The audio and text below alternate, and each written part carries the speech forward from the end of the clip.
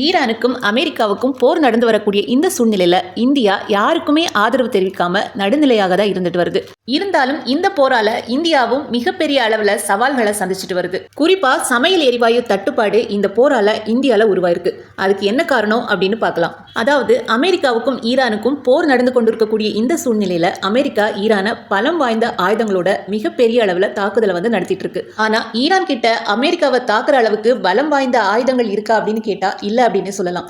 இதனால ஈரான் மிகவும் புத்திசாலித்தனமா இந்த போரை முடிவுக்கு கொண்டு வரணும் அப்படின்னா தங்கள் கடல் பகுதியான ஸ்ட்ரெய்ட் ஆஃப் ஹோர்முஸ் அப்படிங்கிற பகுதியை தங்கள் கட்டுப்பாட்டுக்குள்ள கொண்டு வந்தாங்க. இந்த ஸ்ட்ரெய்ட் ஆஃப் ஹோர்முஸ் அப்படிங்கிறது ஈரானுக்கும் ஓமனுக்கும் இடையே இருக்கக்கூடிய வெறும் 33 கிலோமீட்டர் அளவு தூரம் கொண்ட ஒரு சிறிய கடல் பகுதி தான். ஆனா இந்த சிறிய கடல் பகுதி வழியாகத்தான் மிடில் ஈஸ்ட் கண்ட்ரீஸான Iran, Qatar, Saudi Arabia, Oman போன்ற நாடுகளிலிருந்து கச்சா எண்ணெய்கள், பெட்ரோல் மற்றும் எல்பிஜி வாயுக்கள் உலகின் பல்வேறு நாடுகளுக்கும் கடல் வழியாக கொண்டு செல்லப்படுது. அதே போலவே இந்தியாவுக்கு தேவையான 80 விழுக்காடு கச்சா எண்ணெய் மற்றும் 60 விழுக்காடு எல்பிஜி வாயுக்கள் இந்த வழியாகத்தான் மிடில் ஈஸ்ட் கண்ட்ரீஸ்ல இருந்து இந்தியாவுக்கு கொண்டு வரப்படுது.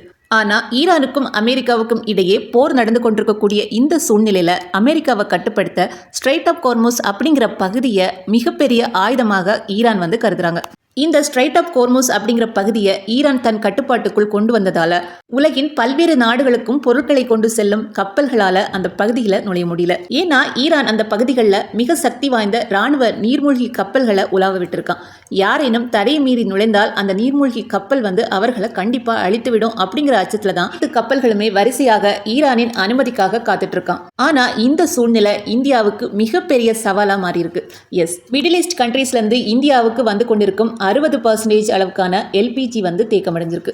இதனால எல்பிஜி வாயு தட்டுப்பாடு உருவாகியுள்ள இந்த சூழ்நிலையில இந்திய அரசாங்கம் மிக துரிதமாக சில முடிவுகளை மேற்கொண்டிருக்கு. அதாவது மிகப்பெரிய மக்கள் தொகை கொண்ட நம்ம நாட்டில் எல்பிஜி வாயு அப்படிங்கிறது மிகப்பெரிய இன்றியமையாத ஒன்றாக கருதப்படுது.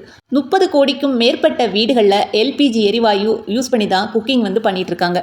இந்த சூழ்நிலையில கவர்மெண்ட் வீட்டுக்கு தேவையான எல்பிஜி சிலிண்டர்ல எந்த விதமான தட்டுப்பாடும் வரக்கூடாது அப்படிங்கிற நோக்கத்தில் கமர்சியலா விநியோகம் செய்யப்படும் எல்பிஜி சிலிண்டரை தடை பண்ணியிருக்காங்க. அதாவது ஹோட்டல்ஸ் போன்றவைகளுக்கு சப்ளை செய்யப்படும் எல்பிஜி சிலிண்டரை தற்காலிகமாக தடை செய்திருக்காங்க. இதனால பல ஹோட்டல்ஸை தற்காலிகமாக மூடக்கூடிய சூழ்நிலையும் உருவாயிருக்கு.